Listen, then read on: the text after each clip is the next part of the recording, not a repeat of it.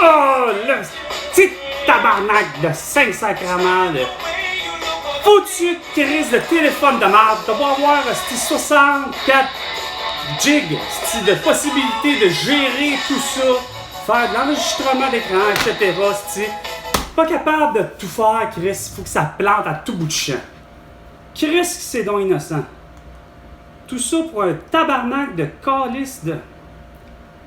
Ah, c'est biage. Fuck it, man. Ah, c'est que ça me fait chier des appareils. C'est pas fiable. C'est pas fiable, asti. François Legault, c'est pas fiable, asti. François Gagnon, ou Chagnon, ou Ragnon, ou je sais plus qui. Pis ça vaut pas de la merde, asti. Non.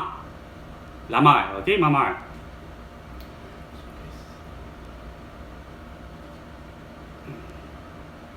Hey, c'est vraiment pas parce que c'est moi puis Carl puis les technologies là qui a c'est-à-dire c'est ça, c'est pas moi Carl qui a un problème esti puis qui a toujours eu un esti de problème avec les technologies habituellement, c'est le contraire, j'y maîtrise Chris, mais là c'est cas de le dire, va falloir que je change. Il n'est plus question que je prenne même pour un ordinateur, sachant très bien que probablement Apple doit être capable, là, pour le vrai, là, au-delà de qu'on sait très bien que Steve Jobs est mort depuis je ne sais plus combien de temps, là, mais convaincu que Apple semblerait être en mesure de vouloir produire un autre bebel, là. Ah, c'est pas beaucoup que non, là, regarde. À moins qu'elle me dise que je suis en moyen de pouvoir me téléporter d'ici à la Lune ou encore d'ici sur Mars. Malgré qu'il faudrait que je garantisse d'avoir de quoi. Je vais m'amener une bonbonne d'oxygène au cas où. Tu sais, juste au cas. Au cas où. Tu sais. Ok, à quoi ça ressemble? Ok, je peux finalement respirer sur Mars. Ok. J'y reste un temps, tu sais. Puis que la porte est là aussi, fait que je reviens. Quitte à ce que je puisse passer peut-être. Non pas par la Lune, mais directement direction Québec. Puis il y a une porte qui finalement, c'est quoi de dire, c'est juste bien parce que ça aurait eu l'air de tout ça et que moi je puisse, tu sais, limite, ou que ce soit de dimension pour accueillir, tiens, justement, Robert Waldrew, tu sais, celui qui a foulé la Terre puis qui en est l'être humain le plus grand du monde. À 2 mètres, donc finalement une fenêtre, une porte, une fenêtre, un peu un écran, quelque chose qui un trou, quasiment un trou noir ou un trou blanc, peu importe. On voit que de quoi, parce qu'un trou blanc c'est un trou de lumière là. Hein? Des fois on voit un point, puis dans le fond on se rend compte que c'est une ouverture, puis on passe. Fait que, bon an, mal an, là, il n'y a rien à faire à 3 mètres de haut par une équivalence qui aurait du sens en largeur avec soi-disant le nombre d'or. Fait que 3 mètres de haut pour une largeur une belle équivalence avec le nombre d'or, que je sais pas c'est trop quoi, c'est quasiment 1,6 c'est quelque chose, tu sais. Et des poussières, donc 1,6 mètre et des poussières. Hey, en parlant du nombre d'or, est-ce que la calculatrice est là? Parce que pi, le nombre pi, c'est 3,1416.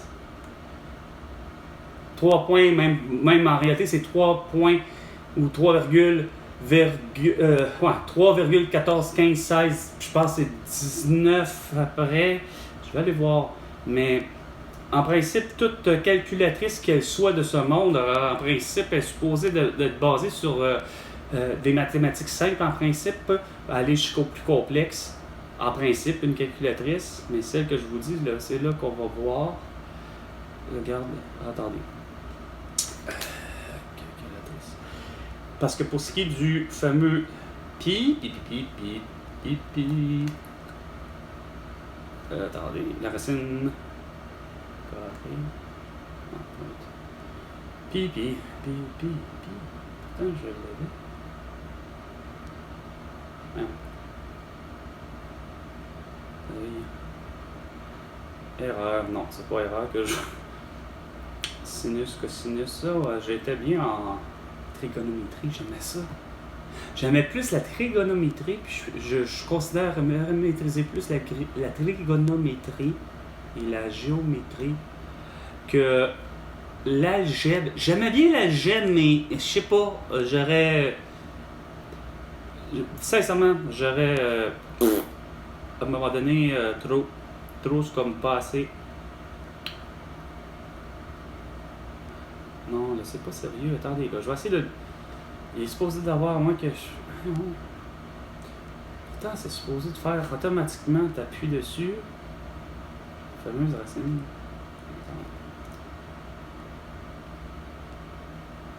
Non, ok. 0 racine carrée, ça marche pas. Attends, 1. Non. Pourquoi qui marche plus? Attendez. Non, ça marche pas, l'enfant. Pourtant, l'autre fois, je l'avais exploité, puis ça. Ah, je viens de le retrouver. Il était caché, complètement en bas.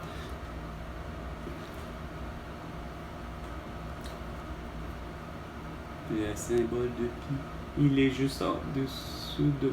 Il est juste au-dessus de mon index. Et voilà, mon pouce qui donne. Bah! Ça a plus de sens. Alors, 3,1415. 9, 2, 6, 5, 3, 5, 8, 9, 7, 3. Non, 7, 9, 3. Puis là, semble-t-il que ça va jusqu'à l'infini, là, déjà depuis la découverte. Là. Il n'y en a pas de fin. Tous les ordinateurs de ce monde, puis tous les mathématiciens de ce monde ont toujours tenté d'essayer. Puis que ça va jusqu'à qui vous voulez, même Albert Einstein, je suis convaincu. Même Adolf Hitler se sont tous essayés de se péter la gueule à savoir qui est, où se trouve la fin de ce nombre. Mais pour ce qui est du nombre d'or, il l'a pas. Puis semble-t-il que ça correspond. Attendez, j'avais entendu parler de ce fameux nombre d'or qui, lui, vient à faire en sorte de semble-t-il, qui règle l'aspect, curieusement, visuel automatiquement. C'est comme un mélange de les mathématiques versus soi-disant la perfection à quelque part. Le nombre d'or.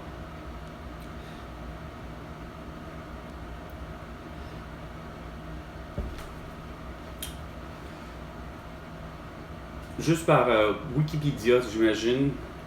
Si c'est Google qui a fini vite là une définition, mais c'est ça vient de Wikipédia. Je l'avais déjà entendu. Nombre d'or, constante mathématique qui caractérise une proportion géométrique.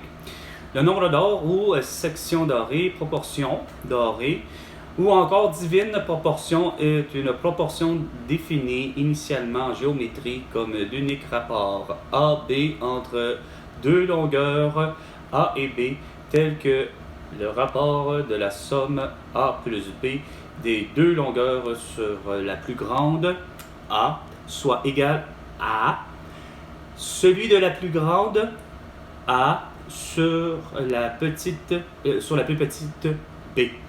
Ce qui s'inscrit. Et c'est drôle parce que j'arrive pas à comprendre comment ça se fait qu'ils ne l'ont jamais montré. Puis moi qui ai appris des cours d'architecture en secondaire 4, c'est un cours évidemment, écoutez, en option, je vous parle pas que j'étais déjà là avec toutes les connaissances, quoi, c'est encore drôle. Si nous l'avions eu, ce fameux-là, puis même en mathématiques, puis pourtant, Normand Lafort était justement assez fort pour... il aurait dû nous en parler. Puis moi, que je dis qu'il était quand même pas si mauvais que ça en algèbre, je l'aurais pris. Ah, bon, bref, la formule est là. Bref, tout ça pour dire qu'il y a un symbole qui va avec, OK? C'est ce petit symbole ici. Je ne sais pas si je vais être en mesure de vous... Évidemment, il va être à l'inverse. Il va falloir penser à faire justement un bel effet miroir, s'il vous plaît. Hein? c'est pas E égale à MC2, là, mais c'est égal à quasiment, on dirait un P ou une. Quasiment comme un Y, mais avec un de ces.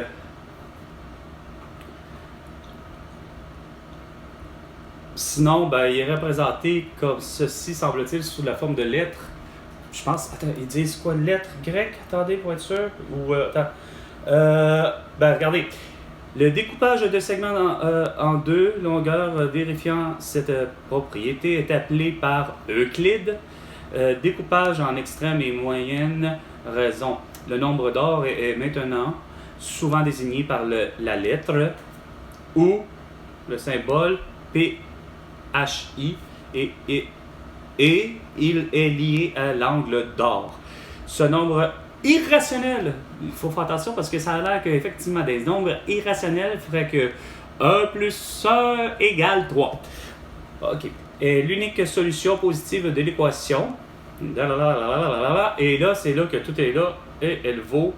Là, c'est le fameux nombre d'or. C'est ce que je vous disais tantôt. Donc, la fenêtre, pour accueillir agréablement, justement, Robert Wadlow et probablement d'autres êtres humains, mais pas juste êtres humains, êtres vivants, OK?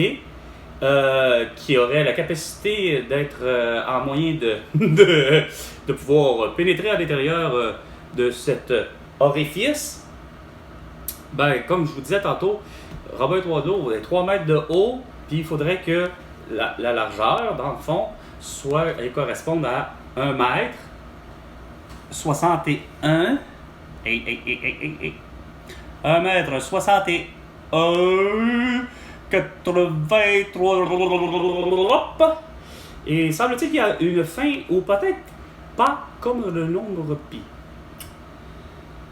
Donc, ceci fait en sorte que, curieusement, c'est ce qui fait que ce nombre d'or-là est souvent vu, puis on l'observe parce que, ben, souvent, la comparaison étant, surtout, justement, dans les proportions, comme on dit, les fameuses proportions, on se rend compte que, un peu comme Léonard da Vinci qui l'avait réalisé. Il aurait pu faire même pour la femme, puis ça aurait peut-être donné quelque chose de différent sûrement, mais probablement que ça reviendrait au concept de Barbie, malheureusement. C'est-à-dire, quand je regarde ce que Leonardo da Vinci en a fait avec le nombre d'or, puis les proportions, puis en disant qu'est-ce qu'elle doit être soi-disant à la perfection, ce fameux petit...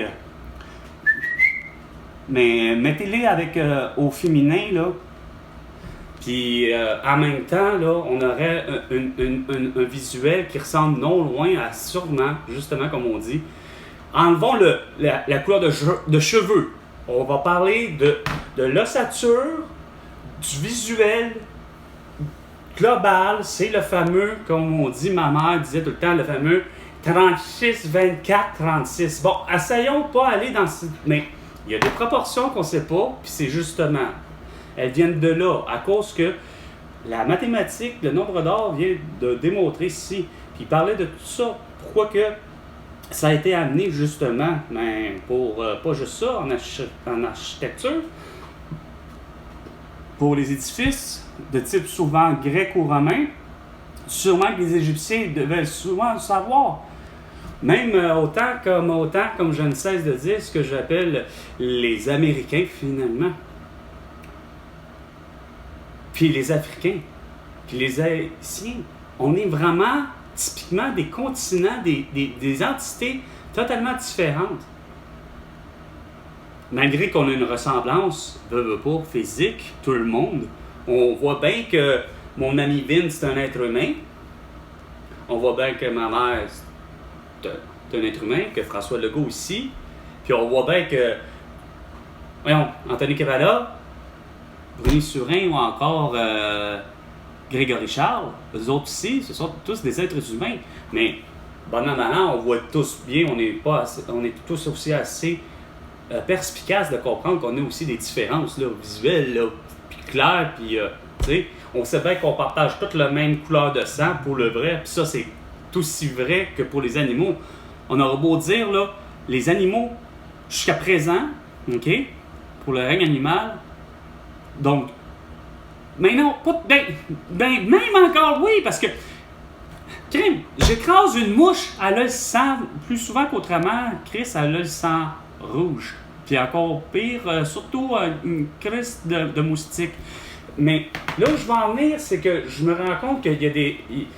que je regarde l'intérieur au niveau du sang, rien que pour le sang, ce qui est mammifère jusqu'à présent, puis même les ovipares, même un oiseau, je veux dire, même une baleine, n'importe quel un poisson, même un poisson qui est un ovipare pourtant, puis bon, ouais, tout être, à part ce qui est végétal en ce moment, tout ce qui est seulement en ce moment dans mes yeux, présentement, à part peut-être quelques insectes, il y en aurait qui pourraient me dire que non, il y en a qui n'ont pas trop de sang dedans, là.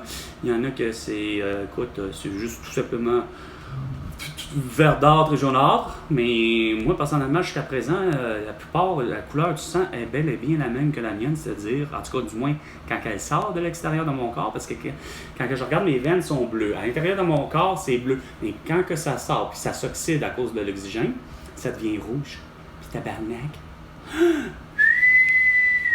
C'est parce que c'est à cause de l'oxydation du CO2 qu'il y a dedans qui fait que c'est rouge. Puis le pourquoi qu'on a des veines rouges aussi, ben c'est parce que je pense que ma mère serait la meilleure pour le dire. Parce qu'il y a des artères et des veines, puis il y a, un transporte le sang neuf, donc il est bleu, puis l'autre ben, transporte le sang qui est brûlé de CO2, donc il est rouge.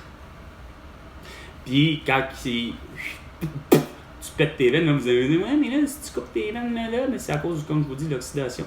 C'est que dans l'air, ben, il y a aussi du CO2. Fait que tout s'oxyde, tout fait ça. Fait que dans le fond, on a du sang bleu, mais lorsque section étant, puis qu'il sort de notre corps, ben, il est rouge. Sauf que tout ça pour dire, par rapport au nombre d'or, ça aurait été utile de savoir, façon de parler, de la maîtriser déjà au secondaire. On le voit déjà dès le secondaire 3, donc à l'âge de 15 ans. J'en ai 15, puis j'apprends là à nouveau la forme des mathématiques, c'est-à-dire l'algèbre. Chris, je parlais de AB, puis ça, Chris, arrêtez quoi de le dire d'emblée là. L'année suivante, en secondaire 4, je prends des cours d'architecture, comme je dis, d'initiation à l'architecture. Façon de parler, est-ce que ça m'aurait amené à faire en sorte que j'aurais corrigé les erreurs du passé, hein? Avec les Taillebaille, les Roger Taillebaille de ce monde, puis qui n'est pas capable de comprendre, comme on disait. C'est pas l'idée de l'utilisation du Kevlar qui était le problème. C'est pas tout ça. C'est juste que ce que j'ai souvent dit, c'est que déjà, c'est pas la technique de faire du béton armé qui est le problème. C'est que votre recette, il est que tant aussi longtemps que l'acier, vous ne trouverez pas une façon à l'acier de cesser de s'oxyder, même sachant que tu vas l'enfouir dans la terre, ou non dans le ciment, ou non dans du mortier, ou dans du béton. En voulant dire, c'est parce qu'il n'y a rien à faire. Chris, il rouille. Puis j'ai l'impression qu'il n'y a rien à faire. Vous auriez mis, c'est con à dire, des katanas. Vous auriez mis des couteaux, tout ce que vous voudriez, des épées, pour utiliser en armature votre béton armé, que vous auriez eu le même résultat, c'est-à-dire que Chris, le béton, on sait qu'il est poreux, on sait qu'il vient à bout toujours d'être humide à quelque part, puis de prendre l'humidité, mais c'est qu'on sait que veut pas, c'est pas lui qui rouille, c'est pas lui qui s'effrite en plus, ou à peu près pas, il semble pas très s'effriter pour le vrai. Mais ce que je me rends compte de pourquoi il éclate, pourquoi il est ici, c'est comme je vous dis, c'est parce que c'est que le style d'acier rouille donc bien vite, calisse. Puis c'est propre à la planète Terre au complet, je me rends compte.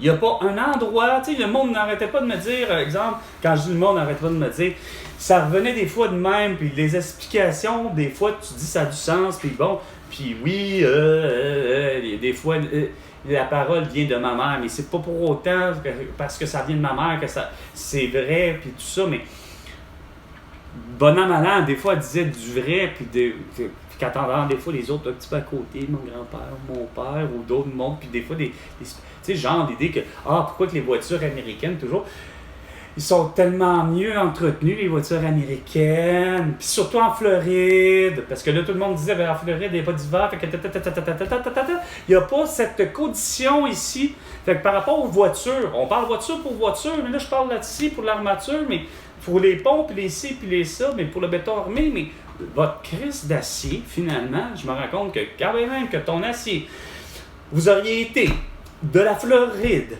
puis que l'acier, vous l'avez pris de l'acier là, de la Floride, mais que finalement, vous n'avez pas décidé de le faire fabriquer, hostie, la Ford à Détroit, parce que finalement, évidemment, le Détroit étant, semble-t-il, la ville aux États-Unis dont, hostie, ça en est la capitale des États-Unis pour la fabrication de voitures. Fait que toutes les marques de voitures qui se disent américaines sont tous là à être fabriquées là. Probablement que Ford est là depuis déjà le début, sans pour autant dire que Henry Ford lui-même étant lui-même un gars de Détroit. Sauf que mais là, j'ai peur, asti. Le pow! 17h. Je vais perdre le fait de mes yeux. Carl Marchand. Ah ouais? Voici les nouvelles. Carl Bonne Brochet. soirée, mesdames et messieurs. La présidente du Conseil du Trésor, Sonia Lebel, a déposé... C'est Sonia Lebel, la belle cruche. C'est ça que je disais. Je voulais revenir à ma mère que finalement, j'ai pas dit. Ben, coup d'homme.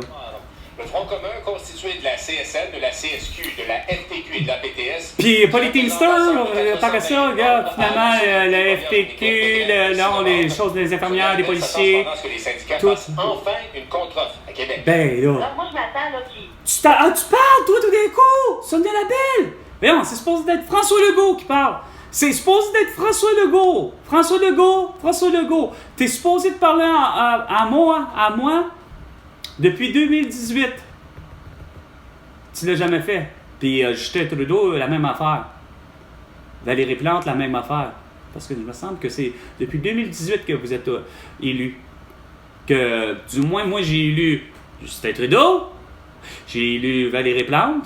Tout ça parce que je savais que ces deux-là acceptaient l'idée que enfin il y avait du cannabis à but récréatif. Donc, autrement dit, pas juste à but médical.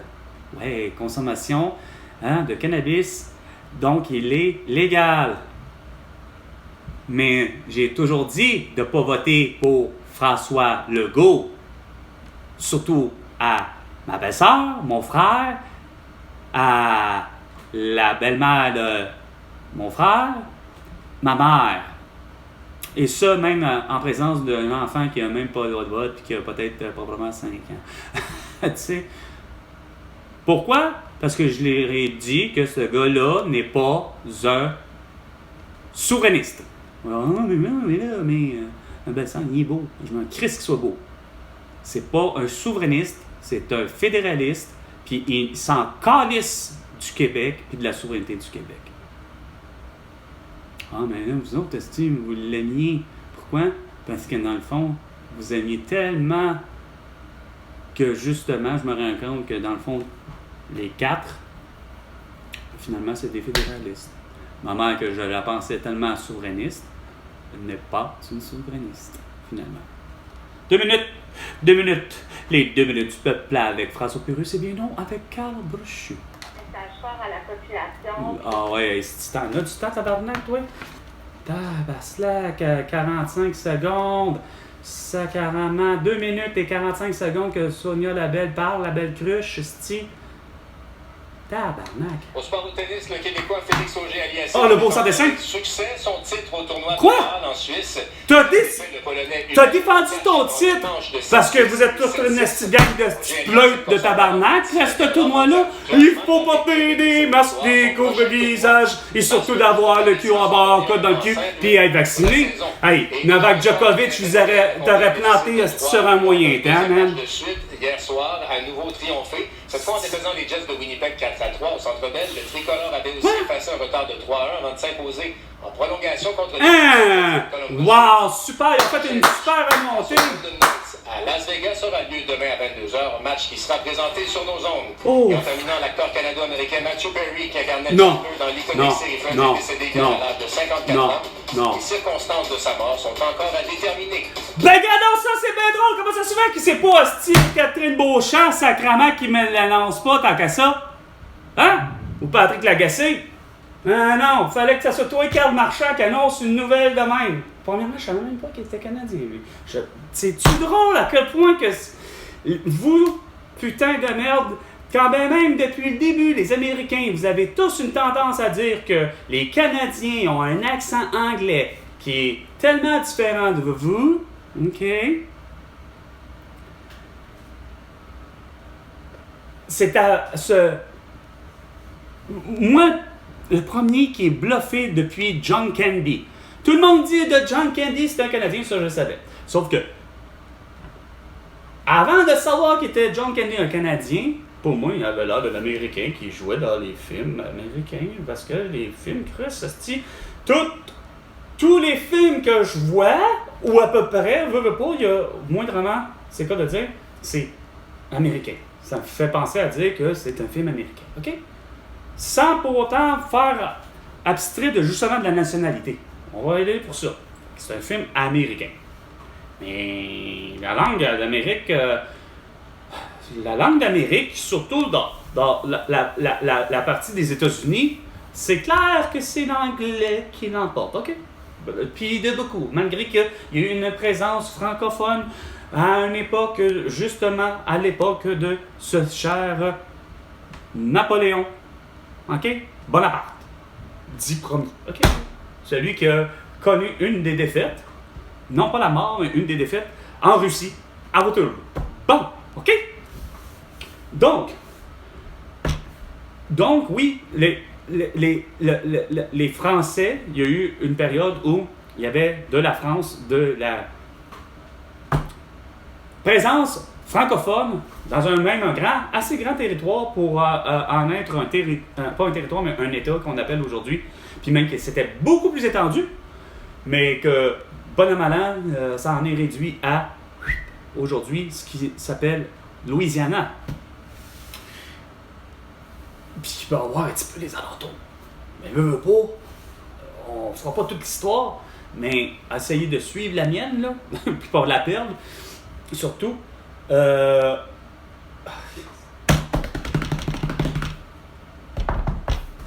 Histoire de momie péruvienne. Ah, regardons ça, en parlant de l'histoire de Pierre-Fils Bobo, qui en page avec 6 minutes. Ça fait ésotérique. 50 cm. Ah ouais. Elles ont toutes un crâne déformé. Bon, justement, des crânes déformés. Toutes 3 doigts. À chaque pied. Et bien, évidemment, on essaie de nous présenter ça comme étant des momies d'extraterrestres. Bon, OK, c'est pour ça. Regarde, je vais t'expliquer. Ouais, 2015, 2016. Les chiens. Regarde, je vais vous expliquer quelque chose. C'est que l'être humain, pour le vrai aussi, naît en lui-même, pour le vrai, déjà, des fois, pas comme, justement. Demain matin, là, Martin Deschamps, là, s'il avait été momifié, puis que 100 ans plus tard, 2000 ans plus tard, 5000 ans plus tard, on déterre et on découvre la momie de Martin Deschamps, qu'est-ce que tu penses que le monde va penser? Ils vont dire, tabarnak, c'est un extraterrestre, ça? Ben c'est clair, Chris, il y a 3 doigts, tabarnak, même qu'il n'y en a pas. Moi, j'ai un ami du nom de Stéphane. Dès la naissance, sa mère, c'est la seule, je pense qu'on m'avait dit que justement dans sa famille, c'est la seule, sa mère, que les 2 doigts, soit le majeur et l'index, pas des faces,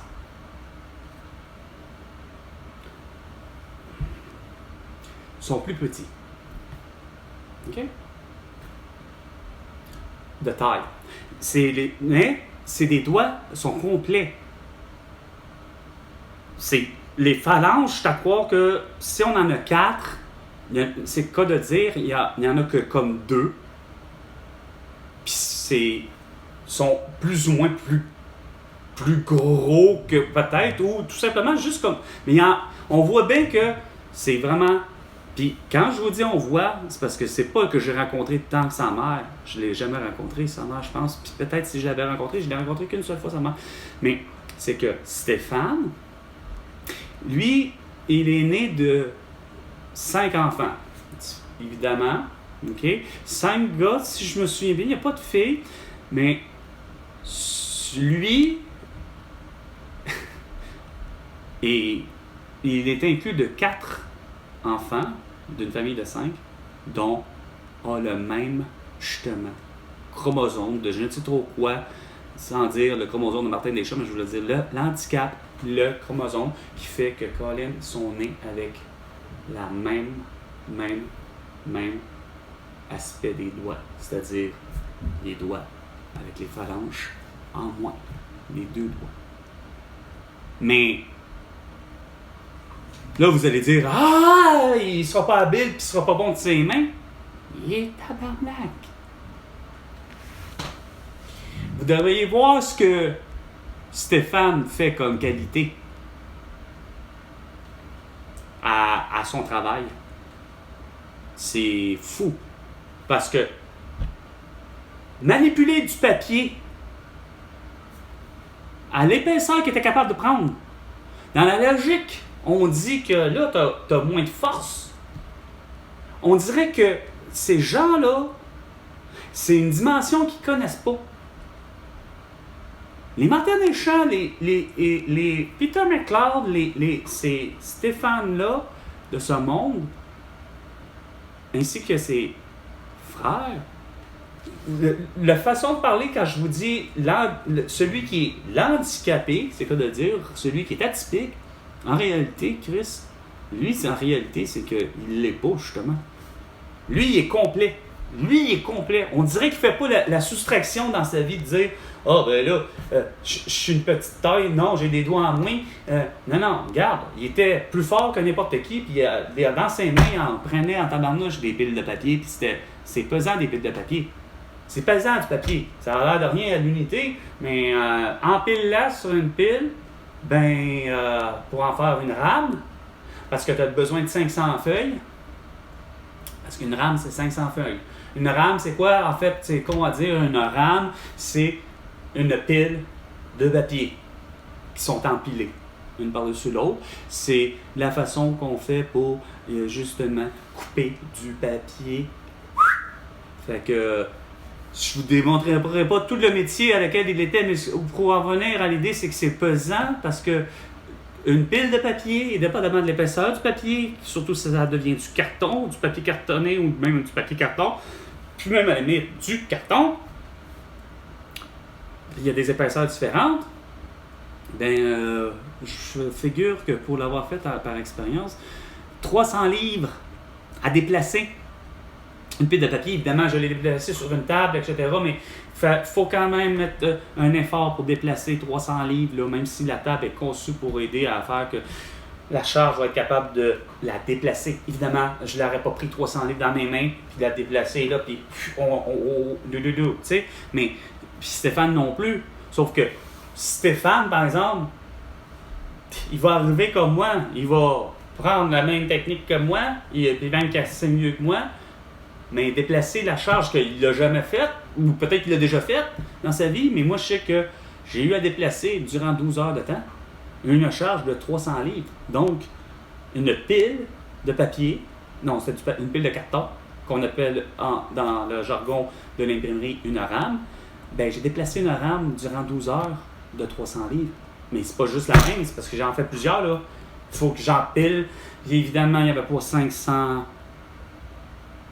feuilles de carton. Parce que ça, il faut que vous compreniez que volume, si, ça, masse, effectivement, c'est sûr que rendu là, j'avais peut-être, pour 300 livres, j'avais peut-être 50 feuilles. Si c'est pas, peut-être 100 feuilles. Et c'est beau, 100 feuilles. À déplacer. Mais Stéphane aurait fait la même affaire. Puis il aurait fait les cas de le dire. Les 2 doigts dans le nez! Puis peut-être un autre dans le cul si ça doit... Fait que, tu sais, prends ça là, puis les autres dans le cul. Bon! Fait que... Là où je veux en venir, c'est que c'est drôle comment la dimension que les gens ont par préjugés, souvent, puis avec la nouvelle qui vient, tu sais, hey, ah oui, je viens de revenir à Matthew Perry.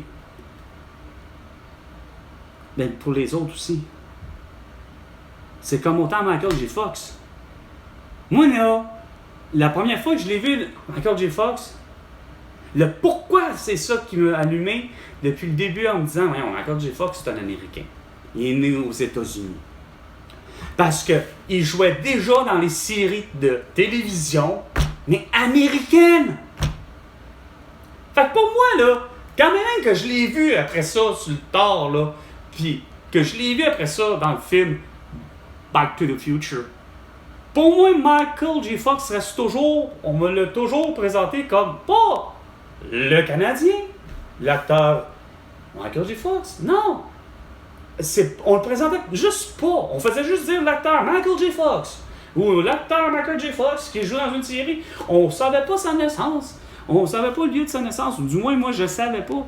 Jusqu'à un moment donné, je ne sais pour quelle raison, pas nécessairement là, tout récemment, je sais.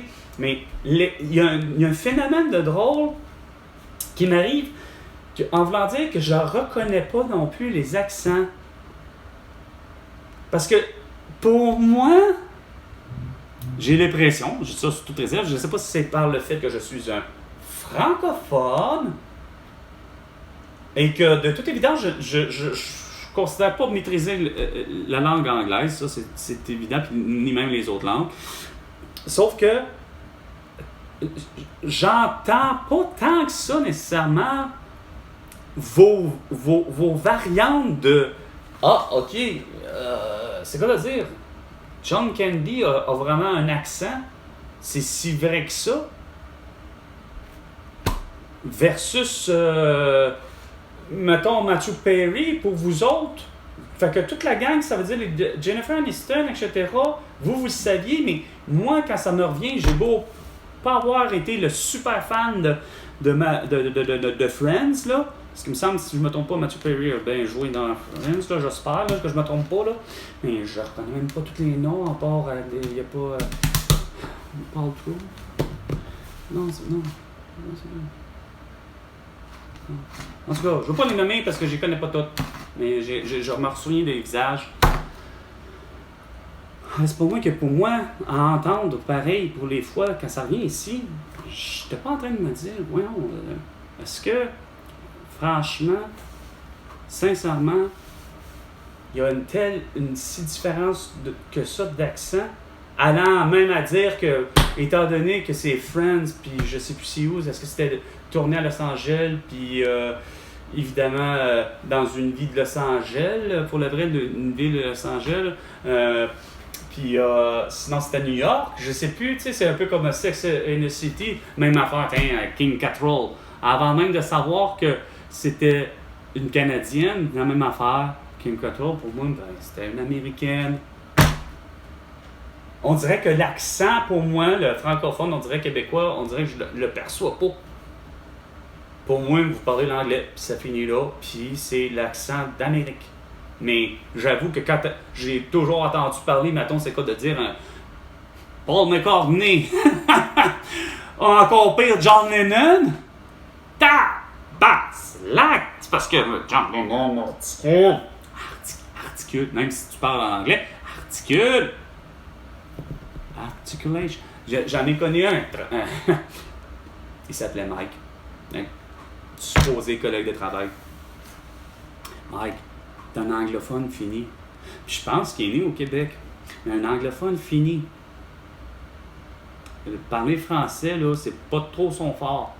Il l'a pas. À la limite, c'est peut-être comme moi. Je veux dire, il l'a pas. Il y en a qui ne l'auront pas. C'est pas grave. Je pense pas que ce soit par manque d'effort, comme tel. Mais il l'a pas. Mais Chris, il articule pas. Il me parlait. J'essayais de vraiment toujours comprendre ce qu'il essayait de me dire. Non pas que j'ai pas. Non pas que déjà je suis pas un anglophone, fait que je suis pas prêt à arriver et dire que lui il fait des fautes de conjugaison, parce que je suis convaincu qu'un anglophone est capable de faire, est en mesure de pas comprendre des fois sa langue. Non pas parce qu'il est con, juste parce que regarde, ça rentre pas. C'est pareil comme certains Québécois, donc sûrement certains francophones, surtout les Québécois francophones. Les ils sont-ais ou si j'aurais ou tu sais ainsi de suite.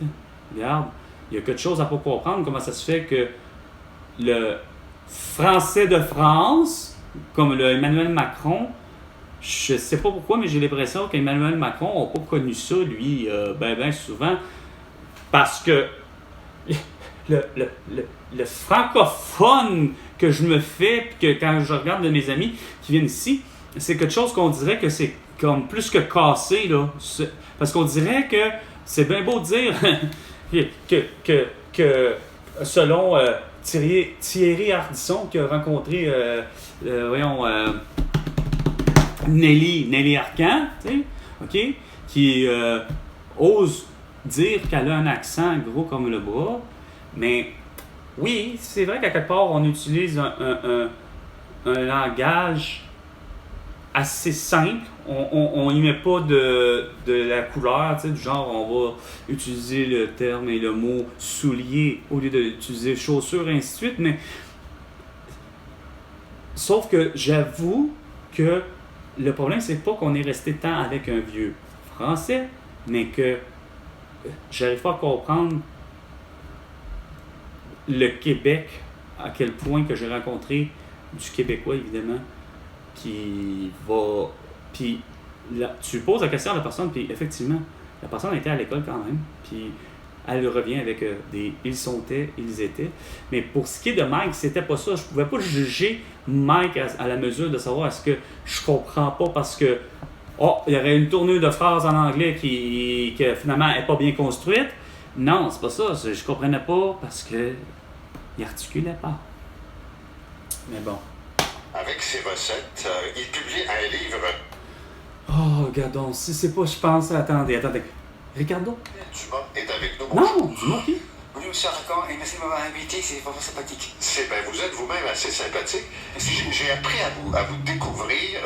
Qui ça? Parce que c'est comme, pas un retour aux sources, mais c'est l'intérêt de faire de la bouffe pour les bonnes raisons. C'est-à-dire pour bien manger correctement, mais avoir un certain plaisir. C'est un peu ça qu'elle a de vous motiver. Et aussi en... Oh boy. C'était pas ce que je pensais, mais là, tu me dis ça, mon Paul Arcan, hein? Je sais que là, ça, c'est en rediffusion, là. Autrement dit, je sais pas, c'est pas une cassette. Oui, c'en est une, mais c'est une rediffusion, OK? Je sais que tu as rencontré cette personne-là, là, c'est bien réel. Mais sérieusement, là, il a écrit un livre. Moi qui essaie depuis... À cause de votre connerie, c'est quoi de dire, de séquestration, là, j'avais dans l'idée...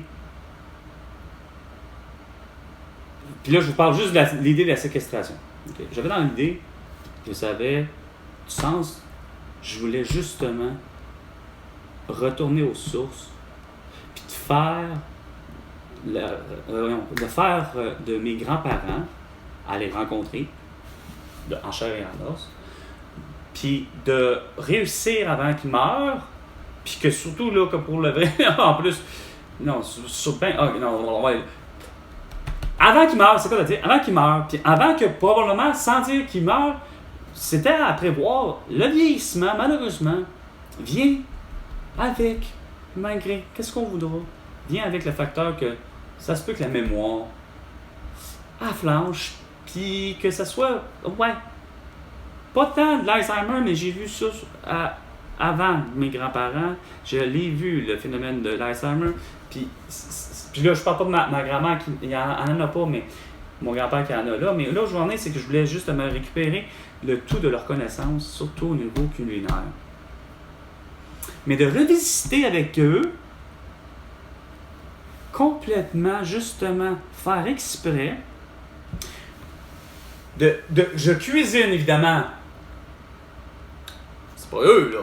Mais c'est que l'idée, c'est que je suis avec eux, c'est pas de vous montrer publiquement, vite fait, parce que j'avais pas dans la tête de dire, je vais vous donner un cours de cuisine. Non, c'est pas ça, c'est parce que mon idée était de faire recette que je vous présente. Mettons, ma grand-mère avait l'habitude de faire telle affaire, puis c'était la meilleure des choses, tu sais. Mettons le simple pâté chinois. Aussi simple que ça. OK, mais de se rendre compte que la recette n'en tient pas debout, mettons. On la fait. On la montre, on la fait, je la fais, je la cuis, je montre le pâté chinois. Mais de comprendre que le pâté chinois que ma grand-mère fait, en réalité, mettons, c'est clair que c'était fait, mettons, avec de la viande la plus grasse, mettons. Pris avec, mettons, je sais pas trop quoi, rien que du canage. Puis, des trucs du genre, parce que autant comme ma mère me faisait manger, mais son fameux putain de riz chinois, il n'a jamais été bon pour la simple et bonne raison, ces champignons ont toujours été en conserve. C'est dégueulasse! Ça fonctionne pas. Fait que, juste l'idée, j'aurais fait le genre, je vous présente. Évidemment, ma grand-mère aurait pu être vraiment présente physiquement, comme non physiquement, ou mon grand-père par rapport à faire des émissions de télévision de culinaire à démontrer qu'autrement, au passé, on faisait façon de parler probablement des fois bien, ou à moitié bien, mais voici ce que j'en pense, moi, Carl Brochu, ce qu'on peut faire et améliorer en sachant très bien telle affaire. Comme autant ma mère, puis je voulais faire par rapport plus avec mes grands-parents, parce que j'ai pensé introduire par contre ma mère un peu en lien, parce que ce qui arrive, c'est que ma mère a toujours eu des problèmes personnels d'estime de soi face à justement la nourriture. Parce que oui, il y a un putain de on dirait de voyons, moi j'avais ça là, depuis le début. Pas une influence, voyons. Le public, on dirait que, voyons, comment on appelle ça, là, pas les... Oui, c'est des dictats, mais c'est pas ça, c'est la pression sociale, la soi-disant pression sociale. Tu sais, cette dite pression sociale-là, pour l'atteinte du fameux Christi de poids santé, ma mère, finalement, elle l'a subi. Alors, puis même, elle a subi encore. Puis j'en parlais dans voyons.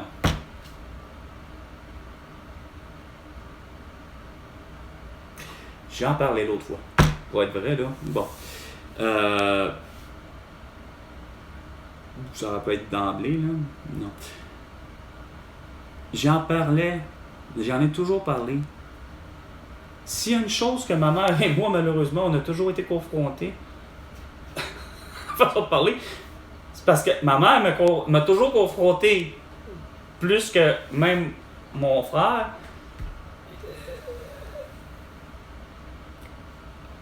à comprendre justement cette logique-là bizarre. Puis j'ai toujours dit la réelle réponse, puis elle m'a juste jamais cru. Il n'y a pas de recette soi-disant miracle pour perdre du poids. C'est clair qu'il faut que tu fasses attention à ce que tu manges. Puis il faut que c'est surtout dans tes choix. Il faut arrêter de choisir du faux. Du canage, c'est du faux.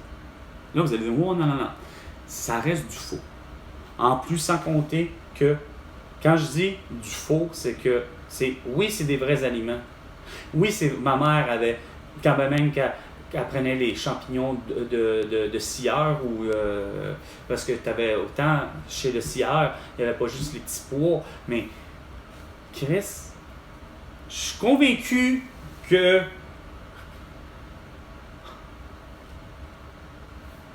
le champ, oui, tout a été fait pousser, etc., puis c'est frais. Oui, ça a été mis en conserve de façon fraîche. Oui, c'est un vrai légume. Oui, il n'a pas été génétiquement modifié, mais ça reste que le désavantage du canage et de penser qu'on va manger ceci, puis en se disant que c'est comme c'est frais et c'est bon, non. Je m'excuse, quand même que tu le fasses réchauffer, il n'y a rien à faire. Ton champignon, on dirait que même si en plus tu as mis des additifs, on sait que comme toujours, on se rend compte que c'est quasiment du jus de champignon avec moindrement du sel un peu d'huile pour être sûr que, tu sais, d'être encore là justement en meilleure conserve puis qu'on se dise, ben, on va l'ouvrir éventuellement puis ça va être bon. Ah, c'est correct. Sauf que c'est tout ce procédé-là qui fait que c'est quand même pas si bon que ça sur la santé. J'ai l'impression que c'est pas avec ça que justement tu vas réduire ton gras. Parce que tu as du sel en trop ou tu as du sucre en trop. Parce qu'on met du sucre en trop dans le beurre d'arachide. Mais là, pour en venir, c'est que ma mère, au lieu de prendre des vrais champignons, puis que c'est con à dire, un vrai champignon qui est frais, puis on se fout du type de champignon. La seconde que le putain de champignon, il est comestible pour l'être humain, ben, prends-les, mange-les, crus ou cuits, mais là, à ce moment-là, il va avoir eu toutes ses propriétés. Puis, après ça, comme tout le monde me dit, même ma mère, la première surtout, ben, après ça, c'est au goût. Un petit peu de sel, un petit peu de poivre. C'est de cette façon-là qu'il y a un équilibre, la mère que je disais, il y a un équilibre, François Legault. C'est là qui est le plus difficile en même temps, dans la vraie vie. C'est de un, d'avoir un poids soi-disant santé. Puis ça, c'est une autre affaire que dans la définition d'alimentation, de tout ce qu'il y en est. Mais pour revenir avec les recettes de ma mère, pas de mes recettes de ma mère, mais plutôt les recettes de mes aïeux, de ma grand-mère puis mon grand-père, c'est que, en lien avec ma mère, c'est que ma mère, elle, oui, Weight Watcher, elle y a cru. Mais c'est que, je vais vous avouer quelque chose. Le pourquoi que ça a cessé de fonctionner pour ma mère, Weight Watcher. Non pas parce qu'elle ne suivait pas les recettes. Puis au contraire, justement, c'est grâce à Weight Watcher. Puis je suis très sérieux. J'ai jamais su qui était Weight Watcher. OK? Puis ma mère non plus. Alors, la seule chose que, sur ben tard, qu'on a su que même Oprah Winfrey elle-même se servait du régime Weight Watcher. Mais ma mère l'utilisait bien avant elle. Weight Watcher lui avait suggéré ceci. C'était dans ses recettes, surtout pour ce qui est de ses recettes à type pâtisserie, boulangerie et autres, là. OK? Mais la catégorie dessert, gâteaux et autres, biscuits, je sais pas où. Semble-t-il que d'une recette justement originale que quelqu'un a de type maison, je ne veux pas, parce que c'était curieusement ce qui était surprenant de Weight Watcher, lorsque ma mère a décidé de prendre le plan de Weight Watcher, ben, je l'ai mis à appliquer moi plus tard. Ce que ma mère m'avait dit, c'est que une recette, quand même que tu as une recette justement dite maison, de muffins, de biscuits, etc., les soi-disant recettes que le commun des mortels, des parents ou des mères ou des pères qui savaient quelque chose, ben, allait à l'œil. Fait que ça s'appelait sucre, mettons, ben, c'est une tasse, ça peut aller plus qu'à juste une tasse, ça peut être quasiment 2 tasses de sucre. Bon. Mais effectivement, ma mère, puis dans ma famille, justement, puis c'est ma grand-mère qui est la meilleure, le fameux pudding chômeur, et le fameux pudding chômeur au chocolat. Le seul endroit au monde que je connais, François Legault, que ma grand-mère a pris une recette de pudding au chocolat, pudding chômeur au chocolat, pour être exact, que j'ai jamais su, où elle-même l'avait prise. Okay? C'était loin d'être Ricardo à l'époque. Okay? Puis même, c'est pas ça Angèle non plus. OK? Puis, bien avant ça, je veux dire, c'est dans ma famille, j'ai jamais su qui a amené ça, je sais même pas de qui ça vient dans ma famille par rapport à mon arrière-grand-mère. Je sais même pas si c'est pas mon arrière-grand-mère Gabi, qui est Gabrielle Tremblay, qui est la deuxième, qui se trouve être dans le fond, c'est quoi de dire, la belle-mère de mon grand-père. Bref, deuxième mariage de mon arrière-grand-père. Je sais pas d'où ça vient, cette recette-là de pudding chômeur au chocolat dans notre famille. Mais je sais qu'elle vient du côté, ça c'est sûr, ça vient des Vigneault. En tout cas, il y a quelque chose qui est plus dans ce côté-là, c'est pas des brochus. C'est pas les brochus qui auraient inventé quoi que ce soit alimentairement parlant, désolé, à part peut-être moi, pis encore. À part mon père qui est arrivé justement, qui m'a jamais dit c'était qui, mais que juste, bon à malin, réussi à me dire que pour le vrai, c'est juste que la manière que je comprends ça, c'est que c'est quelqu'un qui carrément il aurait donné la recette parce qu'il avait aimé ça. Il dit c'était un chef de restaurant. Il n'a pas voulu me le nommer en voulant dire peut-être que ça. Mais peut-être qu'il ne venait justement pas du nom du gars, puis de ça, mais c'est qu'il m'était revenu avec une recette de poulet au ketchup. Une fois, puis qu'il m'avait dit qu'il avait pris ça de quelqu'un qui est justement un restaurateur, puis il s'est dit que, de façon de parler, mon père m'avait dit comme, ben, c'est un grand chef, je comprends, en principe, t'es dans un restaurant, en principe, c'est parce que si tu prends un poulet au ketchup, c'est clair que c'est pas chez McDonald's, tu sais. Fait qu'on s'entend qu'en principe, t'es supposé d'avoir une école à quelque part, là. Tu sais, oui, ça existe des écoles, ça a toujours été dit. Ben, peu importe. Il y a un truc au niveau de l'alimentation, c'est que elle disait, enfin, je vais essayer de revenir, c'est qu'elle disait à 17h35 minutes et 36 minutes, c'est que la recette de Weight Watcher que ma mère me repartageait l'information en me disant réduisez votre quantité de sucre de 1/3 de la quantité. Et dans ce fameux pudding que je sais très bien faire les deux et que j'aurais tendance à croire et que pourtant je crois sans trop me vanter être quand même celui qui est en mesure d'être le plus près quand tout va bien. Mais c'est ça qui est drôle, c'est quand tout va bien, c'est que c'est la recette originale. Si je prends la recette originale de pudding au chocolat, et de pudding chômeur au chocolat et de pudding chômeur, bien traditionnel. Si je prends ces deux-là, puis je prends la recette donc de ma grand-mère, Vigneault, donc que ma mère m'a redonné, que moi j'ai refait, que mon frère s'est essayé, je pense être celui qui est capable de faire, celui qui se rapproche le plus près du goût que ma grand-mère est capable de pouvoir nous donner tous. Ma grand-mère aujourd'hui, qui se rappelle de son nom de jeune fille, Robitaille. Donc, bref, je pense que ma grand-mère, lorsqu'elle faisait ses puddings,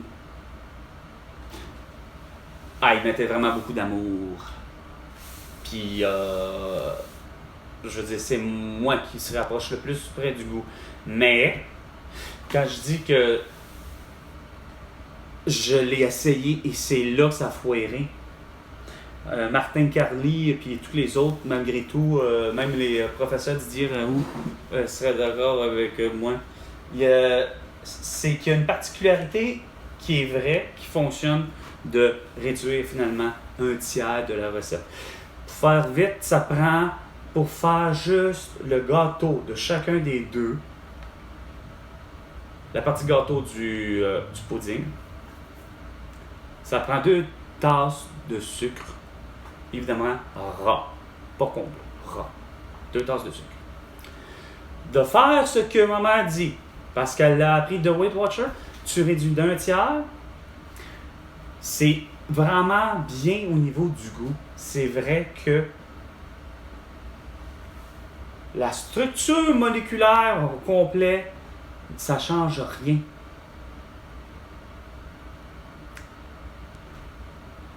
C'est-à-dire que ton gâteau, ou ce que j'ai fait, là, évidemment, c'est le pudding, ton pudding ne change pas. Il va avoir eu la même grosseur que s'il y avait eu la quantité de 2 tasses de sucre pleine. Mais juste le fait de réduire d'un tiers cette quantité de 2 tasses, ben, ta structure est la même, mais le goût, il est tout à fait moins sucré, ce qui est aussi tout agréable, mais le fait que c'est moins sucré, ben, tu as une quantité de sucre qui est moins, c'est-à-dire que tu as quand même un tiers de moins de sucre. Donc, ton corps, si tu ne lui fais pas d'activité pour brûler l'excédent, qu'est-ce que déjà lui, le corps en lui-même va faire pour éliminer le plus possible, puis prendre la quantité de sucre qu'il a besoin, puis l'excédent de sucre, bien, malheureusement, il se transforme en gras. Mais si, justement, tu viens de réduire dans ta recette une quantité, donc tu vas être forcément moins gras. Évidemment, tu vas t'aider, en plus, si tu fais de l'activité physique, à brûler encore plus de gras. Bien, en fait, à brûler plus d'éléments de sucre, les glucides, pour enfin éviter qu'ils s'en deviennent en lipides, c'est-à-dire en matière grasse, là. Donc, c'est vrai que ça fonctionne de réduire la quantité, mais moi, j'ai été plus fort sur le temps. Dans le temps, quand je suis arrivé, curieusement, attends, non, ça fait combien de temps que je l'essaye? De justement, ça fait un bon moment depuis, c'est sûr que c'est depuis que j'ai quitté ma mère, quand j'ai fini par trouver un appartement avec Jadera, j'en avais 22 ans. Fait que, mais, un tournant bien avant 2020, je veux dire, je faisais déjà l'expérience de vouloir essayer de réduire le plus possible le sucre de ces 2 recettes-là, de ces 2 desserts-là, pour voir à quel point je peux réduire justement la quantité de sucre avant que ça change quelque chose. Évidemment, le goût, c'est sûr que ça va toujours changer, il va être juste toujours moins sucré, puis c'est tant mieux. Tu restes que tu as le goût qui est là, mais à un moment donné, il ne fallait pas le décupler, là. Hey, 2 tasses de sucre. Fait que j'ai essayé de me rendre le plus bas possible, mais c'est que le résultat au niveau juste par contre, et c'est ça qui a une différence, et peut-être qu'un de mes amis plus tard que j'avais rencontré, c'est vrai que ça va dire ça fait longtemps, c'est pour ça. Mais j'ai essayé de le faire plus que juste un tiers. Mais quand je l'avais fait, laisser à un tiers puis ça avait fonctionné, je me souviens plus de son... Attends une minute, c'est pas Benjamin, comment il s'appelait? Guillaume? Non, tout bad, c'était le copain, je vais y aller demain, le copain de Sophie, une amie que j'ai rencontrée, elle s'appelle Sophie, puis lui, il était un chimiste, justement, quelque chose de genre assez calé, puis il comprenait pas le principe. Il dit, ouais, mais ton gâteau, ou peu importe, là, ton pain, là, si tu enlèves du sucre, pour lui, là, parce que lui, il est un chimiste, puis il y a des quantités, puis là, dans sa tête, qu'est-ce qu'il se disait, c'est que, quasiment comme un Martin Carly, c'est que lui, il se disait, ça marchera pas, Chris, il va tomber ton gâteau, il va s'effoirer. Je dis non, je dis c'est ça qui est particulier, c'est que, toujours est-il, la théorie de Weight Watcher, puis c'est ça que j'ai expliqué, je dis, je l'ai essayé, là, je dis, le gâteau, là, il est pareil, là. Toute la structure est pareille, le goût, je dis, la seule chose que, finalement, le sucre raffiné fait, je dis, ça a un pouvoir, point barre, de goût, ça a juste un pouvoir sucrant, ça a juste un pouvoir, ça n'a pas un effet comme le semble-t-il fait le sel, c'est-à-dire de faire en sorte que ça gonfle, que tout gonfle. Fait que j'ai dit, regarde, j'ai dit au chimiste, je sais pas avec exactitude, mais j'ai dit, pour ce qui est de constater ça, oui, ça va. Mais, je l'ai jamais rencontré après, puis là, c'est bien juste que, là où je vais revenir, j'aurais une réponse quasiment à lui dire, par exemple, ce que j'avais pas vécu, parce que le 1 tiers, vous allez comprendre le bizarre, c'est que sur le plan visuel, par exemple, surtout pour le pudding, ça paraît plus vrai sur le pudding chômeur très traditionnel, qui s'assemblerait plus au caramel, avec finalement une belle couche, une belle croûte justement de gâteau qui a fait une croûte, puis que l'intérieur est bien moelleux, puis bien blanc, mais sur le dessus, c'est une croûte dorée, bien dorée. Pour ce qui est du 1 tiers, ça va. Mais il a perdu légèrement une coloration, par exemple. Il est loin d'être aussi doré que ce que la recette à 2, par contre, même pour le 1 tiers, là, à 2 tasses de sucre, le pudding avait, mettons, une vraie belle coloration, quasiment comme tout le monde l'aime, là. Un beau doré foncé qui se rapproche à quasiment, quoi, terracotta, là, quasiment, là. Tu sais, ocre, orangé, là, ses bords, il est beau, il est brun, orangé, foncé, tu sais. Mais il est pâlette à 1 tiers. Mais quand moi, je me suis rendu à le faire, au contraire, j'ai dit, je vais prendre l'idée toujours de ma mère, qui vient toujours de Watcher, de dire, OK, on va réduire d'1 tiers. Je me suis dit, pourquoi que je ne ferais pas pour exprès, au lieu de réduire d'1 tiers la quantité, mettons sur 1 tasse de sucre que l'assiette prend, on est réduit, ça veut dire qu'on a besoin juste de 2 tiers. Je dis, pourquoi on ne va pas y aller pour le brigand? On va y aller pour la totale, on va faire, tant qu'à ça, proportion juste inverse. Ah, petit! Oh, petit taponnage! Juste proportion inverse. C'est-à-dire que je vais mettre 1 tiers de sucre. Gâteau lèvres, tout fait l'affaire, tout est correct. Ça va bien, il goûte le sucre juste correct. Je vous dirais que là, il ne faudrait pas aller plus bas qu'1 tiers, ça c'est clair. Mais... Ah, c'est de merde, non, il y en a à faire. Je l'ai même essayé jusqu'à 1/4. Mais des deux, je veux dire, je n'irai pas plus bas qu'1/4. Ça, c'est clair. Tant qu'à moi, je vous avais dit 1 tiers. C'est bien parfait, mais il y a un désavantage dans ces deux-là. Puis, j'irai pas à la moitié. Il y a quelque chose qui ne marche pas. Vous allez comprendre, par exemple. Mais il y a facilement, si quelqu'un avait tendance à faire de ce que je comprends, tu sais, le fameux 1 tiers, c'est parce que ce qui arrive, c'est que c'est le gâteau qui est le problème. C'est la croûte qui croûte pas puis qui dort pas. Ben, elle croûte, mais non, c'est ça. C'est qu'elle croûte, à quelque part, elle croûte plus. Là, j'avoue que, sans dire que... Puis un petit peu de la misère à lever. Là, d'où peut-être mon doute que je disais, ce que le chimiste disait, tu sais. Ouais, mais en principe, c'est supposé de... Tu sais, ouais, je dis pas que c'est un effet gonflant, mais c'est sûr que ça doit avoir un effet. Puis là, c'est là que je me rends compte. À un moment donné, il y a un bout où, non, là, le sucre fait pas ce qu'il doit faire, mais c'est surtout au niveau, au niveau, je me rends compte que le dessus de la croûte, ce qui est supposé de croûter, la mie est pas pire, du pain, ben pas du pain, mais du gâteau, du fameux pudding, mais vraiment la partie qui est supposée de dorer, puis etc., non, elle est quasiment rendue blanche.